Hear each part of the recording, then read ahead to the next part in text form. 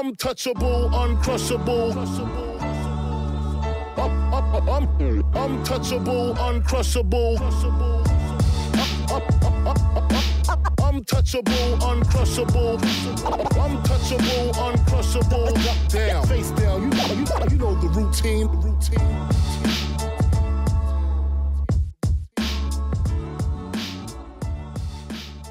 Hello, and welcome to another episode of Pan and Zoom. I'm your host, Satie Gossett, where we talk to creatives about their craft, their journey, their big break, and any other picadillos that they can share with us.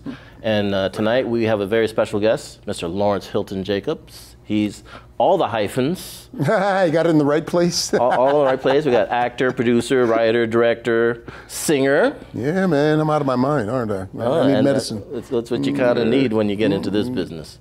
And what we like to do is we like to talk about, your journey. Something I'm going to say something real quick. You talk about the hyphen in my name. Yes. The hyphen is between Lawrence and Hilton, and not Hilton and Jacobs. But there is no hyphen in my name. When I first started as a young actor, I used to go by, I've been doing this 56 years, but I was 15 when I started. And I was Larry Jacobs, and when I decided to use my full name, they told me my name was too long for a marquee. Okay. So I just put a hyphen in there just to mess with people. So the hyphen keeps changing back, but it makes me laugh. It's my own private joke. So we're here in Pan and Zoom, and we're hearing about one of the first original trolls. Yeah, man. The hyphen troll. Yeah, man. I love it. It's cool. And but that's some of the tricks of the trade. I'll tell you, it's like my dad, God rest the dead. Junior is not really Junior. It was just a stage name. He was always Lou Gossett. Okay, yeah. I just know him that way too. Yeah, he's a brother Lou. Yeah. But yeah, we wanted you on the show because we just wanted to hear your journey. Like, when did you catch the bug? What was like? When did I lose my mind? Yeah, when did you lose your mind? That's another way to put it. I can tell you how it happened. I was a little kid. I was like maybe 8 or 7 or something. And my cousin, my family is originally from Santo Domingo, and by way of St. Thomas, which is where my older brothers and my sisters were born and raised. Anyway, my cousin Sonny had come up to stay with us, and he had a singing group called Sonny and the Isles. And when I saw the resume picture, I was like, we got a star in my house, and I was tripping like that. So that kind of got me flavored into it. But I don't know, even as a little kid, when I was in elementary school, I was always putting on puppet shows. I was into my ventriloquist dolls and all that. Then I found that I could be a producer because I could charge a penny for people to see my performance. You can get 2 for a penny back in that day in the early 60s. So if I made 30 cents, man, I was rich. So yeah, man. Wow, you're the original MGM. I'm telling you, man, Larry Gem. I've been at it for a long stretch, yeah. So once you kind of got that feeling, you said, okay, where do I learn how to get better at this? Did you study somewhere? Because I looked in your bio and I saw like the Negro Ensemble as one place. I was with both. I was with the Alpha and Theatrical Ensemble first up in Harlem in the basement of the St. Philip's Church, which was a part of a government-funded thing that came out of it. It was called How You Act, and Ron O'Neill was there and those kind of people just before teaching. And then I came along. And then when I left there, I went down to the Negro Ensemble Company with my friend Anderson Johnson, who was my teacher. And I was down there for a while studying. And then, this is weird, I got into the actor's studio for 2 days, and... Why only 2 days? Well, because I had a film. The film happened to be Cooley High. Okay. So I had to see y'all later. But they let me... That was quick. Yeah, but they didn't even audition me. I mean, I walked in and they said, okay. I was like, because I thought it was a whole procedure to get in there. Well, usually it is, but sometimes Kismet steps in. Yeah, it was one of those days. You want to talk about the process of being in Cooley High? Because it felt like a lot of you guys were just kind of playing yourselves. Well, when here's the real secret to method acting, because you hear that as which came out of the Stanislavski method and all that stuff, and definitely the actor studio and when they were called the group and all that. You always base it on yourself or your sensibilities first, because that's how you can understand it. Then from there you can create. So let's say if I'm reading a script right now and it's about, Larry's coming in to be with Satie, and it's gonna, they're doing a talk show and they're talking about the career. Okay, that's that. So I try to understand that. Then I can play it, and once I understand where it's going from, I can start creating and make it a character. So all of a sudden I can be this guy, and talk to you like that. Or I can say, yeah, man, this is the thing I do in my, you make it up, you make it work. But you start with your own basis of your own truth. Your foundation. Your foundation, and then you build on that, and then you create within that, in that confine. So it's an extension. It's extensions of who you are. Yeah, I mean, I hear that. And was there a lot of rehearsal Does it like do table reads? This is low budget filmmaking. Back in the day, Michael Schultz directed. We had a $750,000 budget, which is a lot. Which is, hey, to me it was million. They paid me $900 a week. I never made that much money in my life. I thought I was a millionaire. I was 21, just turned 21 back in 1975. I'm 70 now, and we had a read through, a couple of days of reading through, and so that kind of helped us. And Michael did an interesting thing. Whenever he went to the different locations for spotting, he took Glenn and I along, and some of the other actors, like Norman, who played Rob in the movie, and Stone, who played Stone in the movie, Rick Stone. We all went along, and I got to know them. So in a sense, we sort of had a relationship kind of a feeling, but we were all theater actors. I mean, the only actors that were professional actors out of that whole movie, because everyone else they found was myself, Glenn, and Garrett Morris. Yeah. And we were used to, how you have to go get it now. Yeah. Because I know, and sure. I rewatched it too for this. Really? And it took me back, and it kind of harkened back to coming of age films like The Inkwell, and also like Stand By Me too. Oh yeah. Those came a little later, but that's the same kind of but the same kind of growing into pathos, and coming of age and making the mistakes. I tell you, Cooley High came out of it. I had done Claudine the year before, and that was that. And they had seen that movie, Michael Schultz and the producer Steve Krantz. So I didn't audition for Cooley High. I came in and met with them. It was the early days of putting you on tapes. It was in black and white, and it was on reel to reel. But they could already kind of see what you can do based off of Claudine. Well, not always. I mean, I'm a director, and I don't just always judge because somebody did this means they can do that. But you do have to meet with the person. Yeah. And when you meet with the person, you get a sensibility of who they might be as a person, or how they live, or what their life is about. Sensibilities. You get a sense, a feeling, and then you take the chance, because you trust the instincts. It's always that. Yeah. I mean, you went on a nice little run. Before that, I wanted to talk to you about Eric Montez. What was your conversation? Eric Monty. Monty. Yes. Eric Monty is just a real brilliant man. He's opinionated, brother.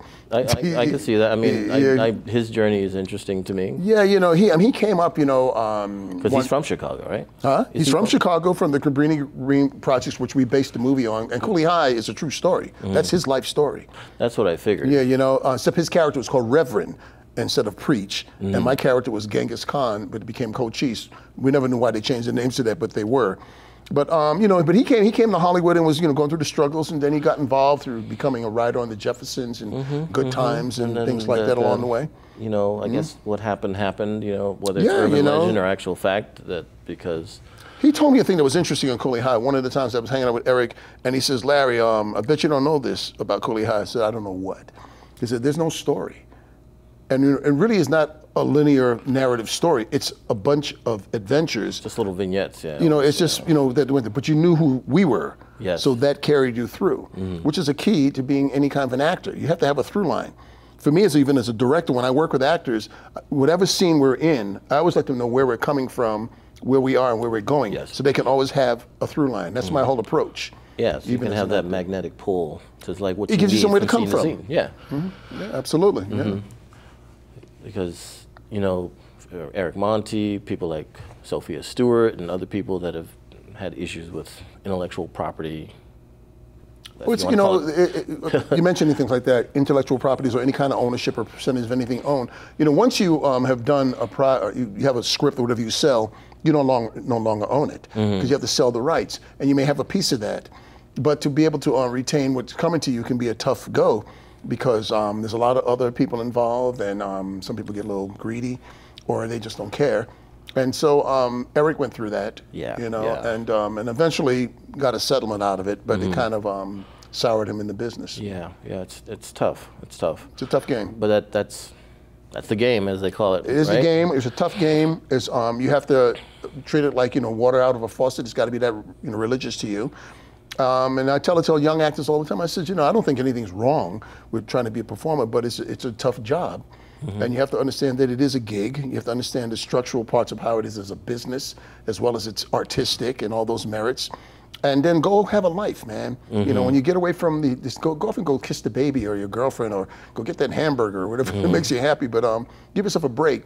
So you don't have to be like this all the time and worried about an audition, or I didn't get the part and all that baloney. Yeah, have you seen that video with Bryan Cranston where he says, he was auditioning and just struggling through the auditions. Then he had a context shift, like, you know, my job is not to win the part. My job is to audition. That's my job. No, your job is to win the part. Yeah. But, you know, but it's also part of the audition process. I think what he may be saying is that, you know, he found some way to find a sentiment himself to say, I can do this. It's for this moment. This is what it's about, and then I can go away. Yeah. And, you know, and go and be a person. I tell you what I found interesting. Years ago, myself and Glenn Turman were up for a Bernie Mac show or something like that, and Richard Lawson. We were all up there auditioning for it. And when we finished the audition, without even knowing, we all were taking a walk together. We just comfortably looked at the sides and just threw them in the trash. And we all went out and had lunch. There you go. You know, so you become an old vet, man, you know, after a while. You have to release it. Yeah. You know, you got to go have some reality life. I love show business. I've been doing it almost 56 years now, which is a lifetime since I'm 15 years old. And I'm not quitting ever. But I enjoyed time with my family, all the grandbabies and all that stuff, and go live. You know. So would you consider Cooley High the quote-unquote big break, or? You know, it was interesting with me. In those days when the movie came out, this is way before we had cable and video and DVD and cell phone, nothing existed. So movies would stay in the theater sometimes 3-4 years. Yeah. So I did Claudine and Cooley High, but they were in the theater at the same time that I did Welcome Back, Kotter. So they were all on top of each other. And that went on for almost 3 years. So you were getting all kinds of exposure. So it was like, each of them springboarded each other. Claudine was Cooley High, and Cooley High became what it became. And it was even a hit in New York City and for, you know, over the summer. But I was out here in LA doing Welcome Back, Kotter. I had no idea what Cooley High was doing until I went back and like, whoa, you know. That's amazing. I mean, you had quite the run out after 2 years out of the acting school. You know, Claudine, Cooley High. Yeah. Welcome Back, Kotter. Roots. You know, it was an interesting time. You know, when I came along to getting into film acting, all that in the mostly the early '70s, you know, and stuff like that. They were still in the height of doing a lot of films that were themed blaxploitation. Yeah. I never did a blaxploitation movie, but I was in that era, so there was plenty of work. But also in New York City, where I'm from, and I was there then, theater was big, and it was well subscribed to. So you had many, if you did a play on 32nd Street and 7th Avenue on a second level, you know, story with only 3 chairs, which I did do, people showed up. Yeah. They would show up and come see your show. You know, I mean, I remember I was doing a play out here at some little raggedy theater, you know, and, you know, it was some obscure theater. But when I looked in the audience, Ron O'Neal was there. He came to say, I came to see you, brother. I said, wow. You know? So, you know, that was the world and so forth like that. And we got to keep growing. Talk about your experience on Welcome Back, Kotter, because it's a very interracial cast. You know, you have people like interracial. I was the only brother on it. Yeah, well, I mean, true, but you also had Hispanic characters. You had Travolta. Yeah, you know, Travolta was a good guy, and he still is. You know, Welcome Back, Kotter is probably the most fun I've ever had in my life. Because we were loose, we were all young guys together. John was on 20, I was 21. Ron and Bobby were like 24, 25, playing Epstein and Horshack. And so for the first year, the 4 of us was almost like it was one character because we had depended on each other so much. But we would one up each other, but it was complementary. And we stayed close till this day. Recently, John was doing something for TCM for Pulp Fiction, and I told him I wanted to come out there to surprise him because I had not seen him in 14 years. I saw that video. Yeah, and when you could see the genuineness in it, and both of us, we were like... It's like you never left, right? Yeah, old brothers, man, you know. That was a relationship. We had a lot of fun. We were very, you know, loose on that show, and it was just a nice moment. But the experience of it was great. I cherish it, you know, till this day. When I see some young kids looking at Welcome Back, Kotter because they see it on whatever they see it on, it blows my mind. You know, and they're laughing at it wholeheartedly. It blows my mind. The staying power just is a testament to your work. You know, I saw it recently, and because it's funny when you do these things, you don't look at your stuff. Oh, I don't. But you know, I have acting students, so they want to see Welcome Back, Kotter, so I showed it to them. And when I was watching it, and I said, you know, man, we were nuts. I mean, man, we were like loose and crazy and not afraid at all, man. And just having a ball. Was there any improv allowed? Oh yeah, you know. Okay. I mean, the show was structured, and you know, we had to do that. But it was a different way now. What they do a lot of sitcoms now is they'll pre-tape and so forth, and they'll put the canned laughter. We did it for 2 different audiences. We had a 5:30 audience. We used to call it the out-of-town tryouts. You know, then we'd have a break, and then for dinner, then we get notes. Then we come back with another audience and do the 8 o'clock show, and then when that show was over, we do pickups.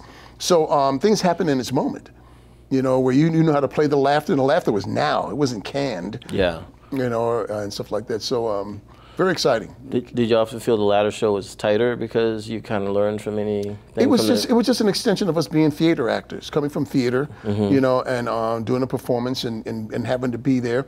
And you have to think on your feet sometimes. You have to think in the moment. So in the moment when it would happen, you just knew, you know. But I mean, when you feel the rhythm of the audience, it's like riding a slope.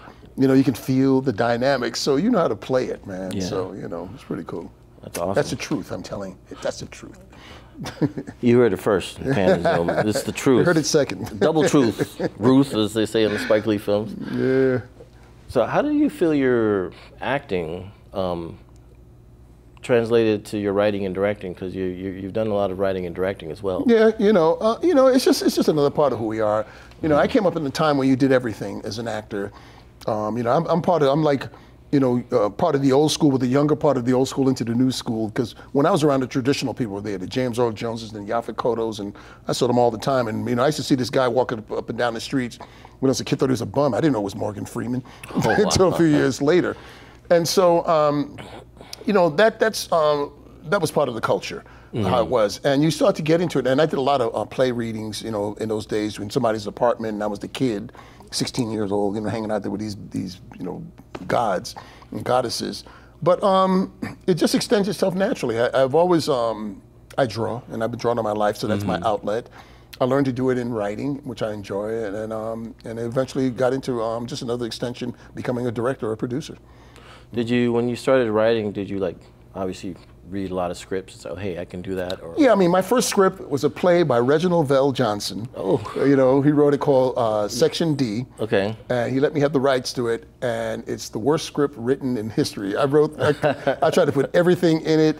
It was like 160 something pages. It was ridiculous. You know, but it was fun. But well, I had to learn. Yeah. And those are the days we had a typewriter. There was no computers, man. It was whiteout and typewriting. And so you learn, you know, you learn how to be about structure, how to put things in that they're going to keep the story moving, you know, as well as even as an actor. When I'm approaching something, you know, I don't need to do a lot of fancy or just a lot of distracting things that's not about what we're trying to achieve. Yeah. So you stay honest in the moment, and I've learned that as a writer. But I love it.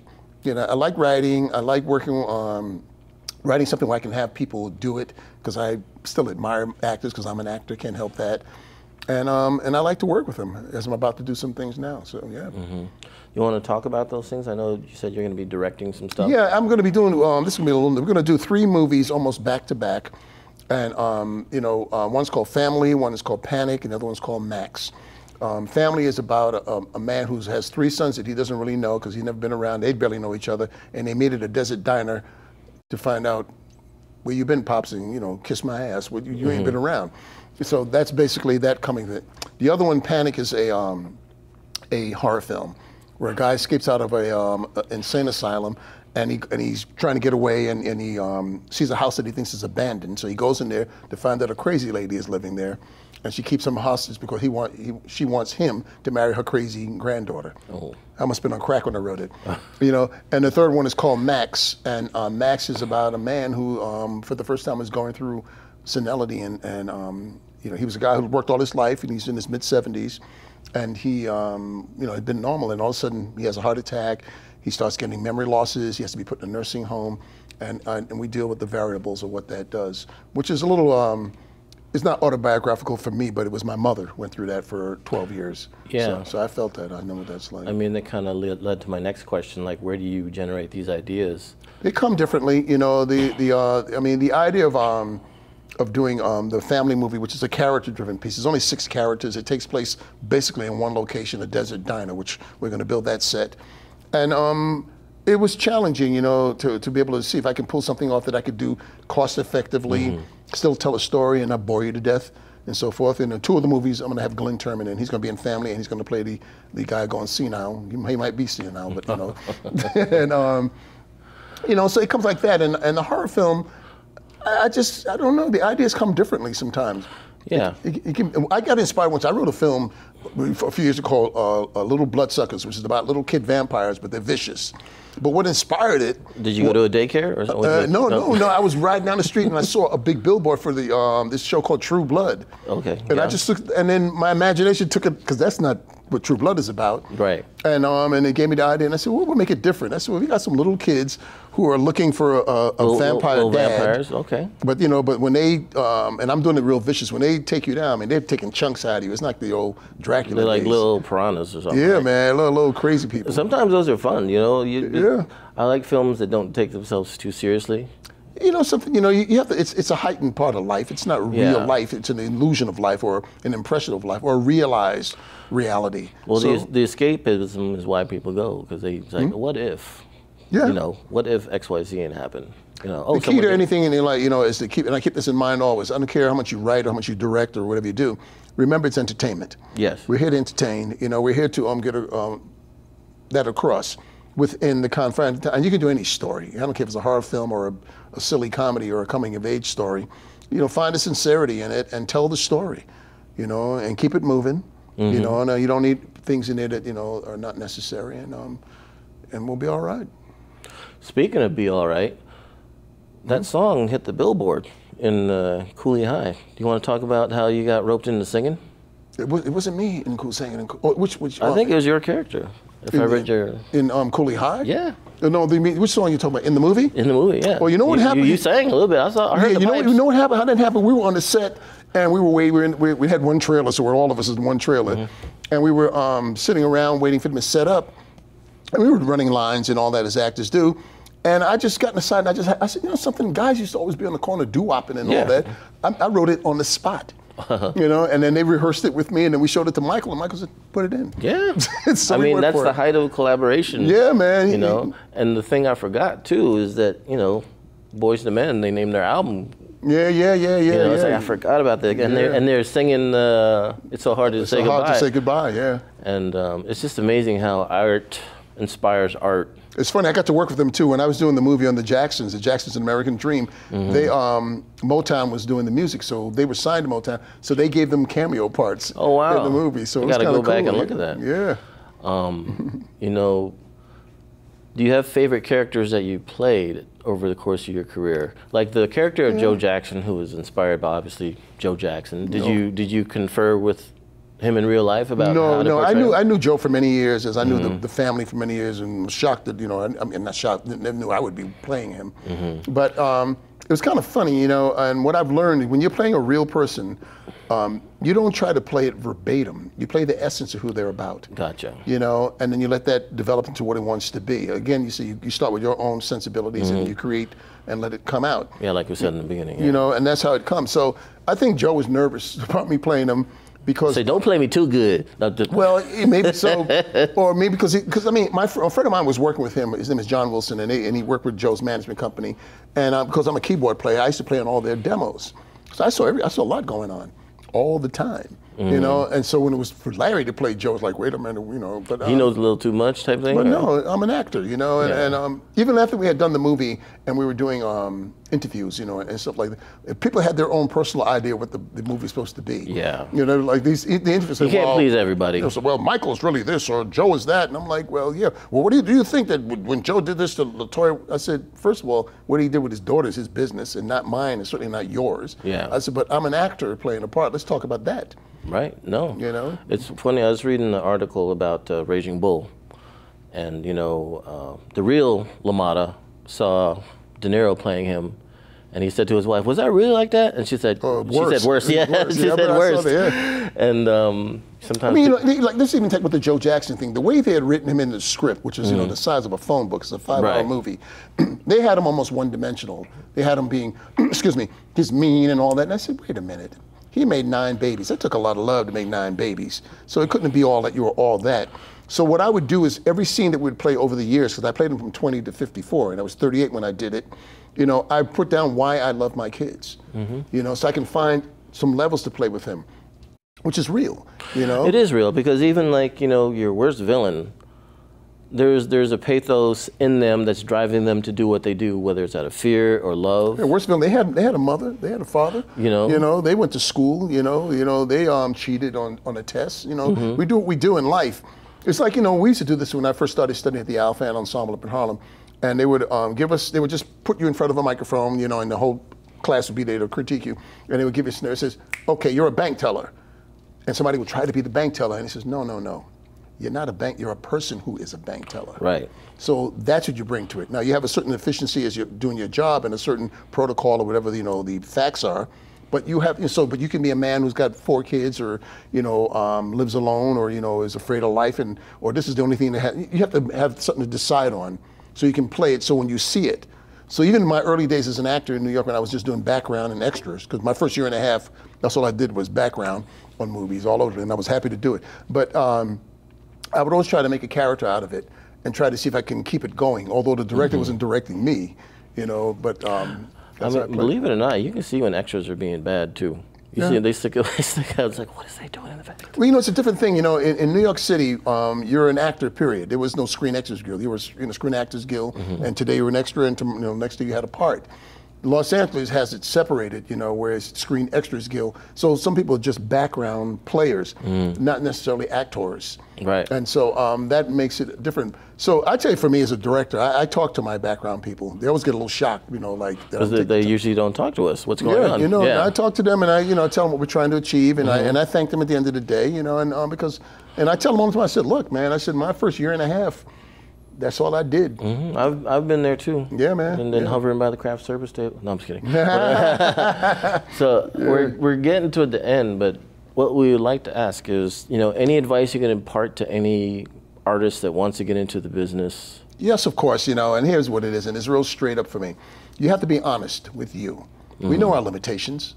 We know we're full of it. Let's just get real, but understand that it is a business, and there's going to be a certain protocol, a plumb to make things happen. Nothing. It's like planting a tree. You plant the seed, but it doesn't grow overnight. You have to cultivate it. You have to learn how to allow it to grow, and if it's going to go this way to the sun, you have to learn how to roll with that. It's the same dynamic in living, or we raise kids. Both of us. We know how that is. No matter how much you think you know. You're still dying, because you have to learn it. But you must allow for that, or learn to allow for that. So if there's any simple way to say it, I said, be honest with your truth and where you're coming from. Procrastination is out. I just don't like it. Lying, I can't stand. I just don't. And don't lie to yourself. So no fake it till you make it. Well, there's no real such thing, to me, as that. I mean, that's a nice saying, that came up a little while back. I said, shake it till you bake it, maybe. Shake it till you bake it. But fake it till you make it. What are you faking? You're not fooling anybody. Living your truth and have a life. Living your truth, have a life, man, and keep it real. Awesome. All right, we're out of time, but thank you again, Lawrence, for imparting us with your wisdom. Boom. Oh, you got it all, man. You got it all. Man, I try. I do my best. Man, you did pretty good. Thank you. Yeah. And thank you again for joining us for another wonderful episode of Pan and Zoom. And until then, keep on filming.